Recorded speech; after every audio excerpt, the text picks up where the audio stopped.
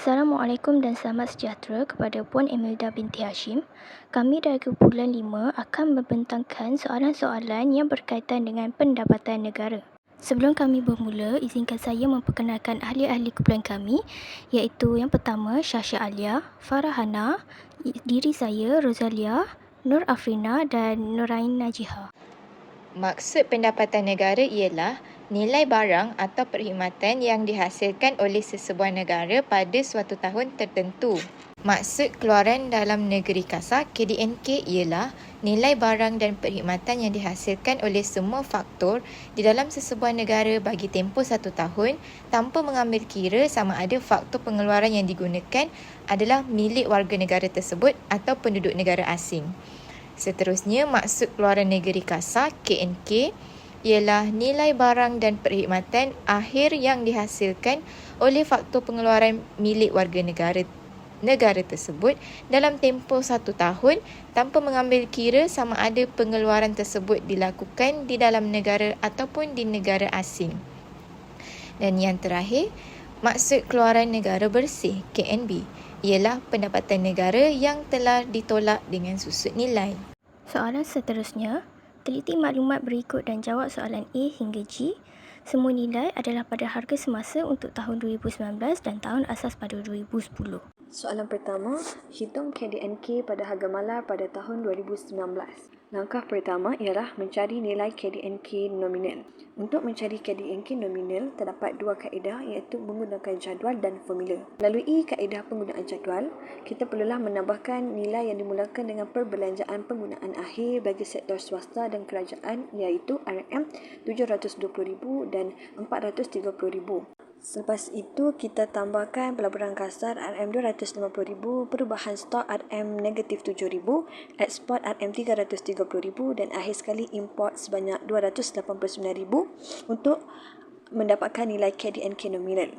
Bagi kaedah formula KDNK nominal adalah C tambah I tambah G tambah kurungan X tolak M. C ialah perbelanjaan penggunaan akhir sektor swasta iaitu RM720,000. I ialah perbelanjaan penggunaan akhir sektor awam iaitu RM430,000. G ialah pelaburan kasar RM250,000. X ialah nilai ekspor iaitu RM330,000 dan M ialah import iaitu RM289,000.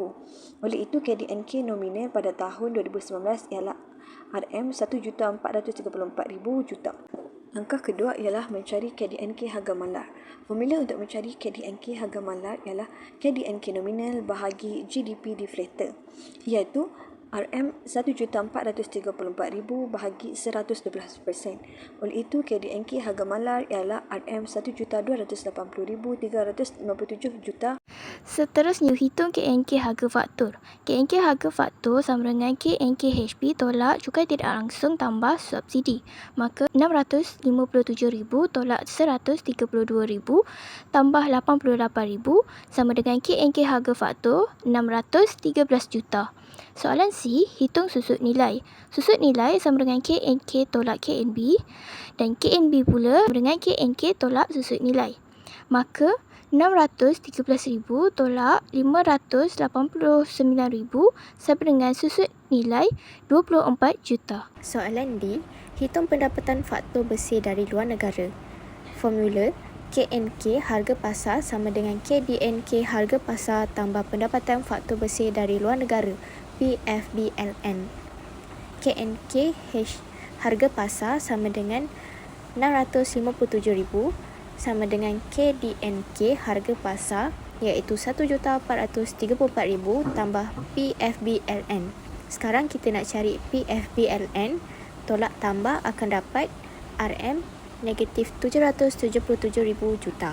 Soalan E, kadar inflasi pada tahun 2019. Formula kadar inflasi sama dengan inflasi 2019 tolak inflasi 2018 bahagi inflasi 2018 darab 100. 112 tolak 109 bahagi 109 darab 100. Jawapan dia 2.75%. Soalan F, kadar penurunan KDNK benar pada tahun 2019 jika KDNK benar bagi tahun 2018 ialah 1,205,000.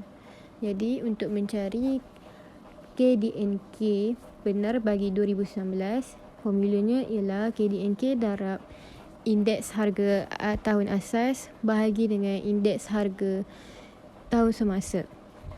Jadi masukkan KDNK yang telah dikira dan 1,434,000 darab 100 bahagi 112.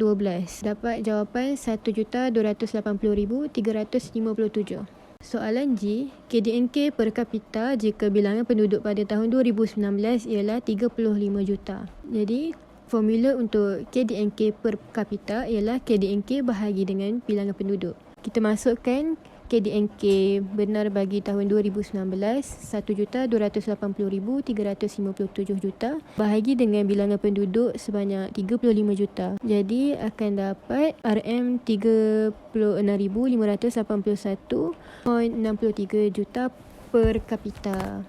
Itu saja daripada kami. Sekian, terima kasih.